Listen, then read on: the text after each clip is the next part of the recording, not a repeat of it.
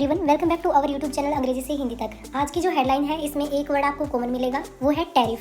तो चलिए पहले थोड़ा सा इसी के बारे में जानते हैं कि टैरिफ होता क्या है। टैरिफ का जो हिंदी में मीनिंग होता है वो होता है शुल्क। लेकिन ये लगता कब है और कैसे लगता है? टैरिफ एक तरह का टैक्स है जो सरकार विदेश से आने वाले सामान पर लगाती है। तो अमेरिका जो है पहले बाहर से जाने वाली चीज़ों पर 20 से 25% तक टैरिफ लगाता था, लेकिन अब उन्होंने ये बढ़ाकर 50% तक कर दिया है। मोस्टली जो आज की हेडलाइंस हैं वे सारी इसी पर होंगी। अब आपको समझने में काफ़ी आसानी होगी। अब बची सिर्फ हमारी ग्रामर और कुछ वोकैबुलरी के वर्ड्स। तो चलिए शुरू करते हैं। अब हम अपनी एक एक चीज़ को कवर करते हैं। सबसे पहले हम बनाते हैं सेंटेंस की जो है हिंदी बनाते हैं और हर वर्ड का मीनिंग जानते हैं।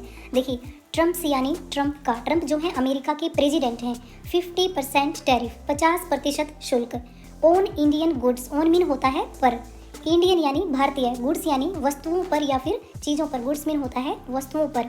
स्टार्ट मीन टू बिगिन यानी शुरू हो चुका है। अगस्त 27 अगस्त से जो ट्रम्प का टैरिफ है, ट्रम्प का जो शुल्क है वो भारतीय वस्तुओं पर 27 अगस्त से शुरू हो चुका है।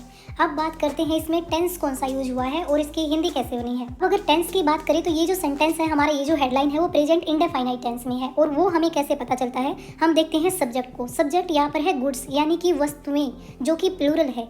और प्रेजेंट इंडेफिनाइट टेंस की हमारी पहचान होती है सब्जेक्ट प्लस वर्ब की फर्स्ट फॉर्म के साथ या तो एस लगता है या ईएस लगता है। और ये एस या ईएस तब लगता है जब सब्जेक्ट यहाँ पर हमारा सिंगुलर होता है।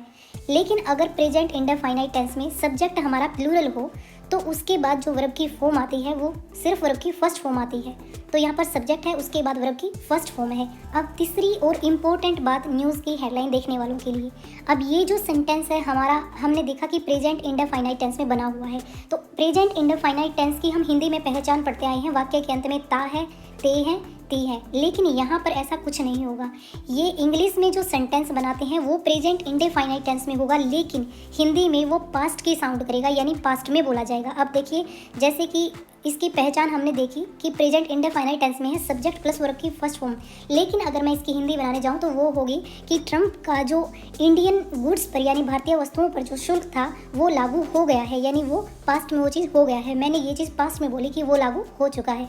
तो हिंदी जो साउंड करेगी वो इसकी पास्ट टेंस में करेगी, जबकि जो इंग्लिश में हेडलाइन ये बनाएंगे वो प्रेजेंट इंडेफिनाइट टेंस में होगी। Auto, textile, James, jewellery among roast heat export sectors है।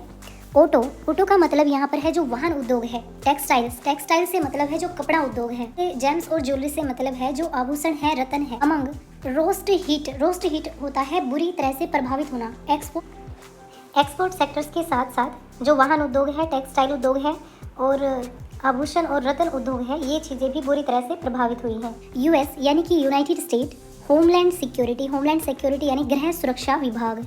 कन्फर्म्ड मीन पुष्टि की है या फिर मंजूरी दी है। ड्यूटीज से यहाँ मतलब है टैक्स या फिर टैरिफ से।